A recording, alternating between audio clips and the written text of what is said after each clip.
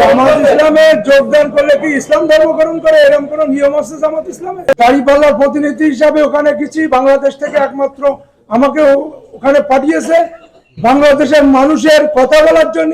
ওখানকার হিন্দু মুসলমান শান্তিতে থাকবে, বসবাস করবে, আমাকে চাই না। আমি আদৌ মনে করি না যে হিন্দুদের অপমান হয়েছে। জামাত ইসলামী আমাকে প্রার্থী হিসাবে ঘোষণা করায় হিন্দুদের মনে একটা শান্তি ফিরে আসছে। আমি মনে করি কেন মানে আমরা হিন্দু বাংলাদেশে কম হলেও হিন্দু লোক আছি তো নাকি, তার কারণে প্রার্থী করায় হিন্দুদের মনে একটা আছে যে না, জামাত ইসলাম অসাম্প্রদায়িক দল, সে সাম্প্রদায়িক সম্প্রীতিতে বিশ্বাস করে। শিবনের সাথে আমার পরিচয় বাংলাদেশে খুলনা একটি টেলিফোনে কথা হয়েছিল। তারপরে ওই জায়গায় যাওয়ার পরে তার সাথে কথা হয় টেলিফোনে, কথা হওয়ার পরে সে আমার সাথে একটা ব্ল্যাকমেল করে। আমার আগে যেহেতু মন্ত্রীর সাথে কোনো সখ্যতা না, ব্যবসার খাতিরে তার সাথে সম্পর্ক ছিল তা না, ব্যবসার খাতিরে তার সাথে আমার চলাফেরা করতে হয়েছে। যেহেতু সে একটা মন্ত্রী হিসাবে, আমি একজন ব্যবসায়ী, একটা ফুল দিতেই পারি তার জন্যই।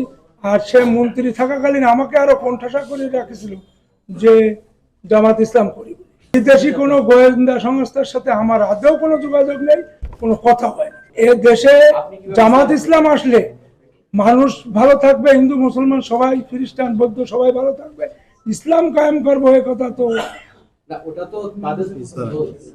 ইসলাম তো ইসলামের কাজ।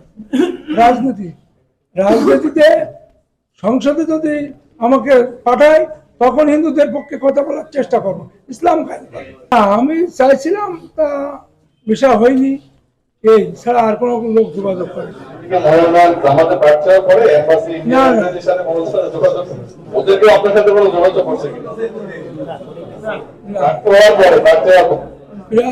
পরে যোগাযোগ করি।